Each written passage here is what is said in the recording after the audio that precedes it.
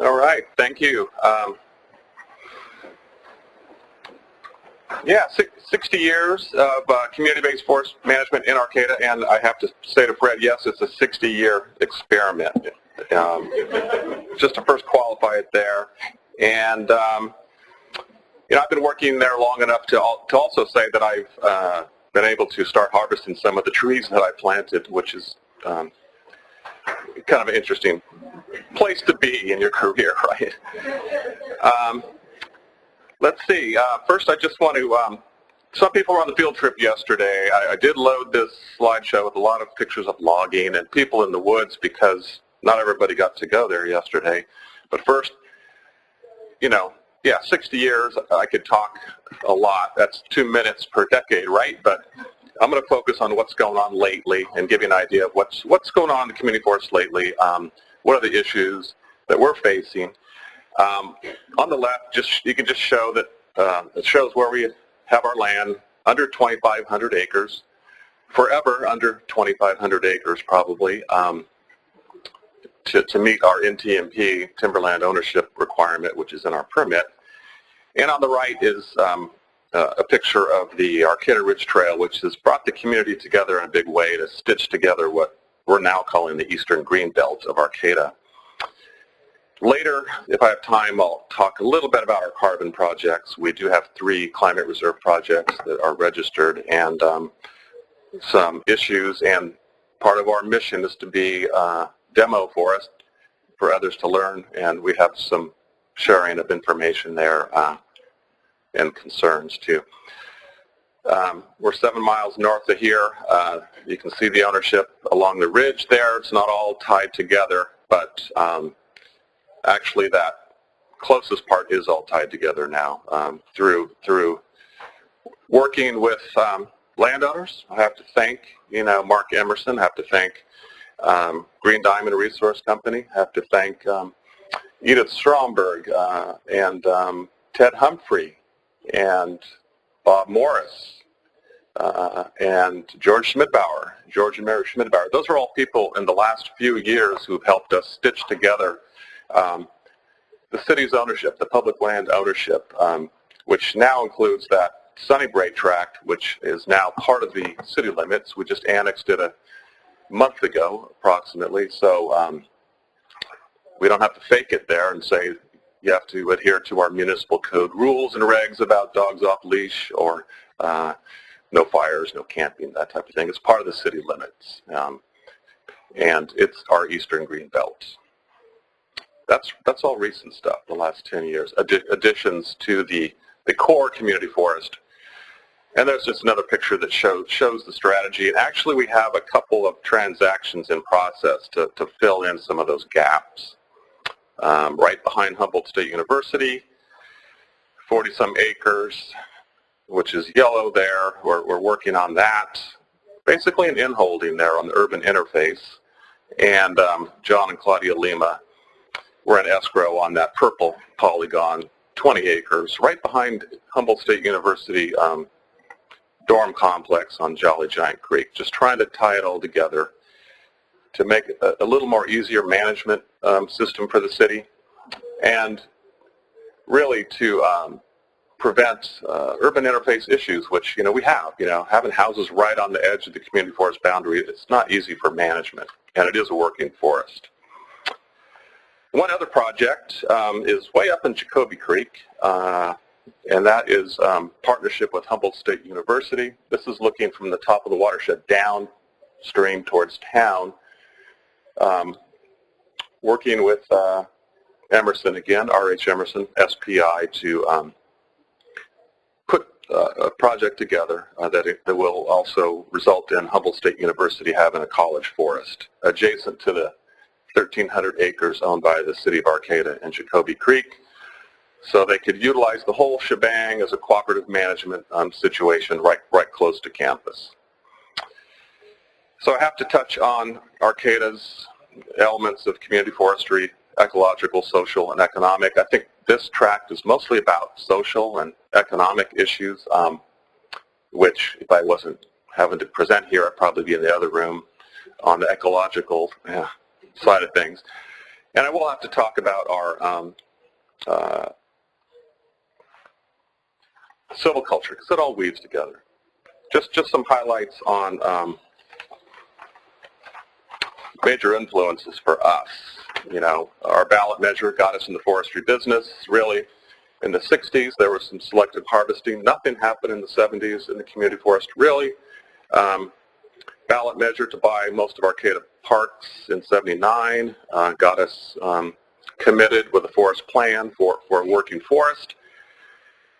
Rewrite of our forest plan and throwing out our original plan in 94, heavily influenced by the Pacific Northwest Federal Forest Management Plan, and folks like Jerry Franklin, Dale Thornburg, who influenced our direction on silviculture in a big way, and we're still coasting on that kind of management style. And we, our Forest Stewardship Council, certified, and I'll mention the Forest Guild here because it is a model forest, and we promote it as a model. It's part of our mission to demonstrate different things up there. And by the way, we encourage research, and it's really great to see when people utilize this small piece of property for research to help not only us inform our management so we can make changes necessary, but for the bigger picture in the Redwood region. And I will hit up some of you. We have a fall forest lecture series at our Marsh Interpretive Center, so expect a call trying to get you to help with that. Lucy Carholis, I already got her, so she's the 29th of September talking about Sitka spruce.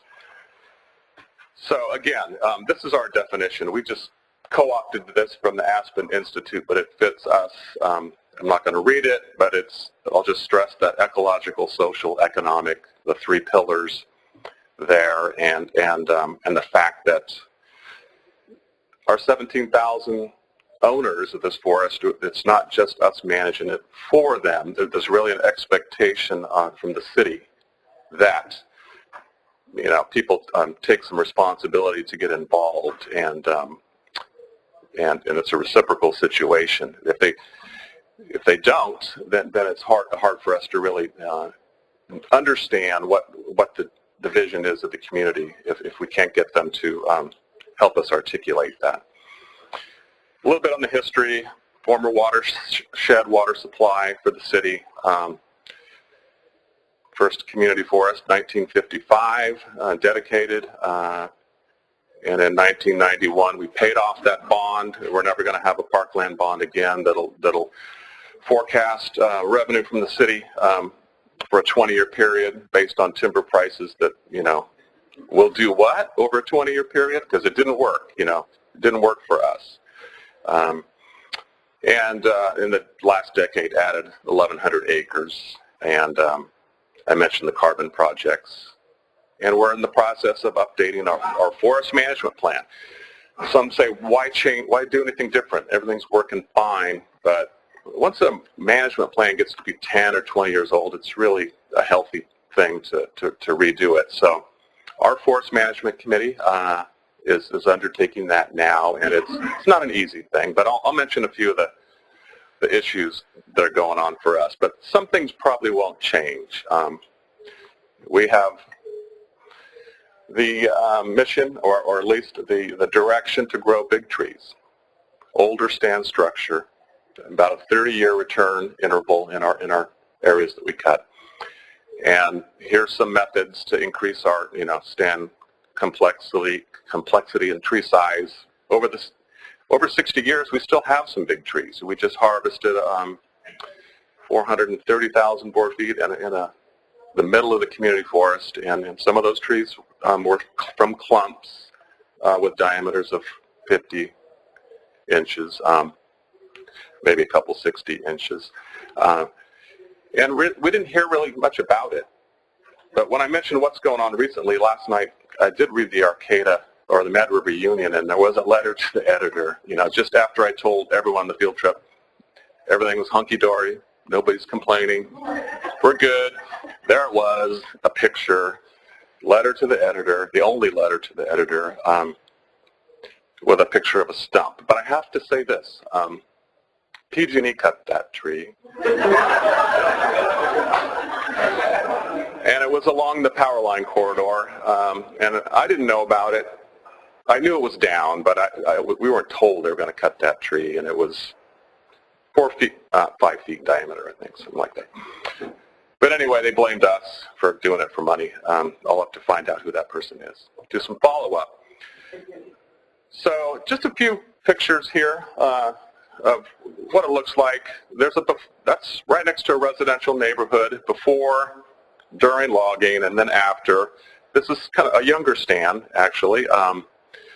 These are trails that are used by the people during logging, before and after, and we, have people out there making sure nobody gets hurt, and an opportunity to interface with the public and explain what's going on, what the intention is.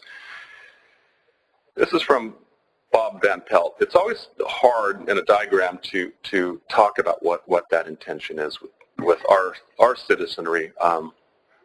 When you're trying to nudge a forest, an even-age forest, even though 120-year-old even-age forest, into a different direction, creating stand complexity, creating some gaps, altering species composition, creating some layering. This is a chart that kind of explains it, but really the best way for us is to get people in the field, take them out there on field trips.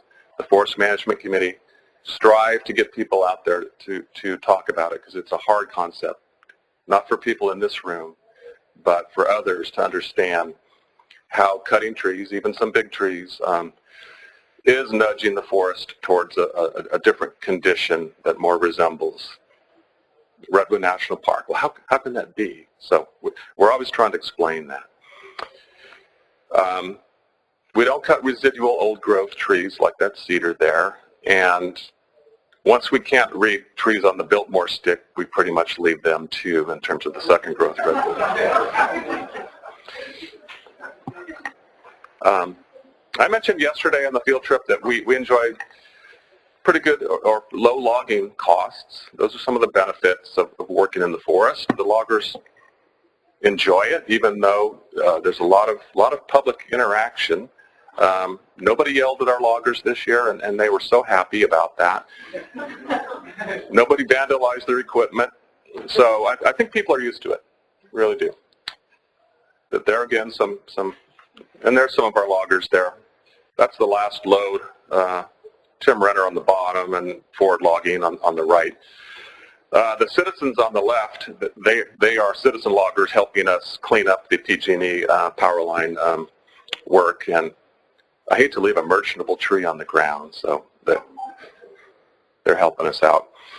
Of course, wood quality is important to the city, trying to get the best price, because the economic aspects really are key.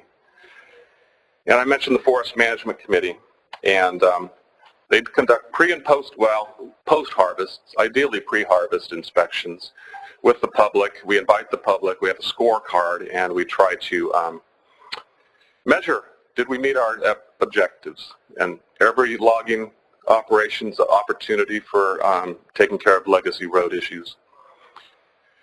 And there's a faller there taking the time to really cite the fall for his tree, and logging in the backyards on California Street. So desired future condition, we have years to go before we can claim it's an old growth forest, using the old growth stumps as kind of a measurement. We have CFI plots that we try to use. Late Cyril, again, how do we know we're there? Certain critters may occupy the forest. This chart just shows the early days of paying the bond in the 80s and all the way from 82 to 2016. And on the left is millions of board feet per harvest, and you can see we're kind of in that 300 to 400, 500,000 board feet per acre per year, half the annual growth on the areas that aren't in reserve. So the human dimensions are big time for us, and I'm going to try to highlight this in the last few minutes. We have work days every other week. 30 or 40 people are out in the woods, involved. We have a lot of recreational use. That picture on the lower right, Mountain Bike Magazine actually published that. We don't know how much economic benefit we're getting from the recreational use, the tourism use, the land values adjacent to the forest. Realtors tell me that, sure, we market it that way. If you're next to the community forest, it commands a premium on your property. Or business attractions to be in the city because, or having the forest is part of the fabric of the community. It's really a part of the identity of the town.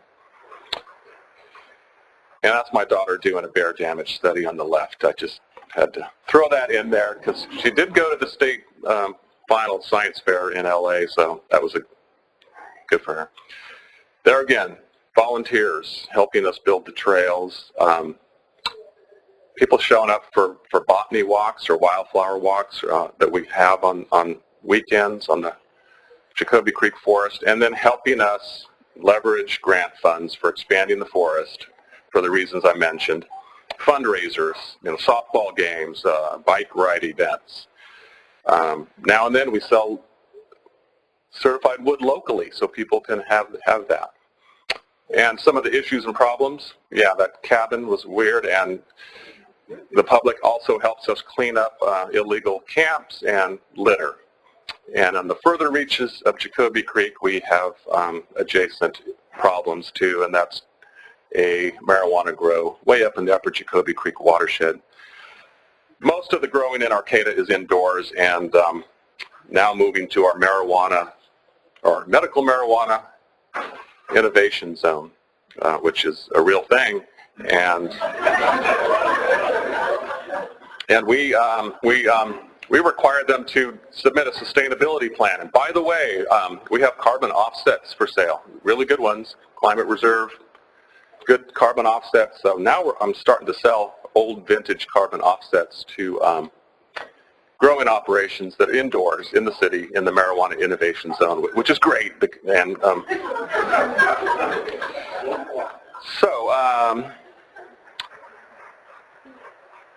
the carbon projects. We're one of the only public land entities that have carbon projects. And I just want to say, I do not know what that 100-year term is going to be for the city in terms of the liabilities that will engender from making that commitment. We've raised $650,000, but I have concerns about what that means in the future for costs for the reinventories and things like that. And I ran out of time on that issue, but maybe there's questions. But. Okay, no time. Okay. All right.